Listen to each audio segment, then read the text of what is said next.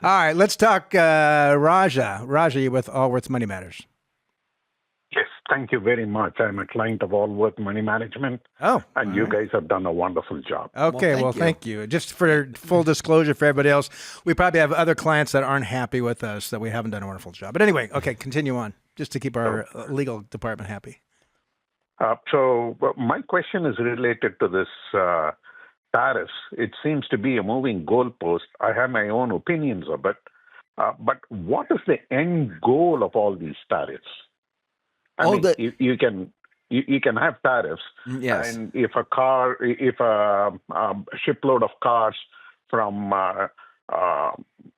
pick a name, Toyota from Japan shows up in Los Angeles, it all comes from the same place. It all comes from the same organization, same entity, and you can say, I'm going to charge $1,000 a car. There are 1,000 cars in that ship.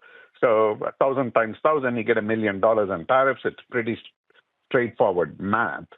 So one aspect of it is the collection. But if there is a container and people inside that container, who is going to do the necessary checking, the auditing, the manifest checking, make sure that there is nothing hidden in them that will escape the tariffs? With all these cuts in staff, where are the people? One step better. So many countries that have heavy tariffs on them will actually export to a third country and then to disguise the origin of that particular product and then ship to the U.S., right? And so they are actively trying to disguise the origin of that particular product in order to bypass a tariff. But you asked what the end goal, Roger. I think this is one of those areas that most people are scratching their heads at. Even the diehard MAGA folks are like, why is this? I guess if you're that diehard MAGA, I have an opinion about this. What I think he's trying to do is to actually rebuild a blue collar working class in the United States for both security, global, world security. So that if you look at how World War II was won, it was on the field, on the battlefield, but also in the manufacturing of those the equipment. And the other is to make it a more even playing field across the world, because quite frankly, if you have a centrally controlled government like you do in China and in Russia and in many other countries that actually, you could say these companies are publicly traded, but they're subsidized and actually controlled by the government. And so the idea behind it, at least my opinion, is Trump is trying to level the field to say, look, if the government's going to subsidize solar, let's say in China, and crush our solar industry manufacturing in the United States, well, any of that money that you actually put in to actually help it, we're going to take back out in order to level the field. Ultimately, though, at the end of the day, who pays the tariff? The consumer. The consumer pays the tariff. And that's the other thing that people forget is, remember the American Revolution started in Boston with the Boston Tea Party? Yeah, I mean, I think that's the story. Yeah. Yes. It was more taxation without representation. It was taxation without representation. That's a popular story. That's right. Yeah, that was what started the violence.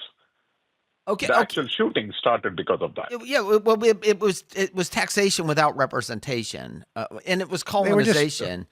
It was colonization, and by the way, it wasn't just the U.S. I mean, if you look at the French and how much colonization that they did around the world, but we're not going to turn this into a history show. But the idea is, and quite frankly, the idea is to drive these other countries to the table to renegotiate these deals. I don't think it's necessarily to actually impose the tariff. It's to make it an even playing field, which is, hey, if you're going to charge us 30% tariff on our products, we're going to charge you X on your product. And so it's to lower, and it's worked, quite frankly. And by the way, I think this whole thing is kind of chaotic and crazy, but you've seen this with some of the software companies. Most people on the tariffs are like, really? Is this the battle? You're like, most people are not big fans of Trump's tariff push. Correct, but right? but the motivation behind the tariffs is to drive other countries to the bargaining table. So if your concern is like what this is going to do to the economy, just keep in mind a couple things. One is like if Trump gets too crazy, the power of the Congress is going to slap him back into place. That's just reality. Or he can be impeached, or he's out of office in 3.5 years, right? And there's some people that are absolutely terrified of the economy because he's the president. Absolutely terrified. Others, complete opposite, right? But also companies can be very creative in how they do things, and ways to skirt the tariffs and ways to be. Yeah. We have lived through periods of tariffs in our history, American history, early 20th century, late 19th century. We had tariffs, and the economy boomed. So I'm not questioning the whole tariff question, and it is required. We need tariffs against certain products. But what I don't understand is the end goal, and having a blanket tariffs on things like tea and coffee, which we don't get in this country. You don't grow it in this country. Raja, the headline number that you see in these tariffs is designed just to drive other countries to the table to actually, and whether it's real or not, it's because this administration believes that it's an unfair field that we're actually playing on with many of these countries. And it is unfair. I mean, why we pay a higher tariff than they pay on our goods doesn't make a lot of sense. But if you could drive them to the table with this threat of, look, we're going to drive you to the table because we're going to do this tariff. The tariff may never occur, but it may lower tariffs on the exported products from the U.S. into that particular country. And you don't hear about that, right? What you hear about is the other country says, well, we're going to increase your tariffs. You're like, okay, go ahead and increase your tariffs. And then we're crushing both of us, right? Yeah. Mutual destruction. Yeah. But it will work itself out. One way or the other. It will work itself out. One way or the other. It could be very inflationary, but it could also drive a lot of But the inflationary would be a one-time inflation, essentially. Yes. Like this morning, I put on my pair of pants I put on this morning. I noticed a little tag, made in Vietnam. It's this morning.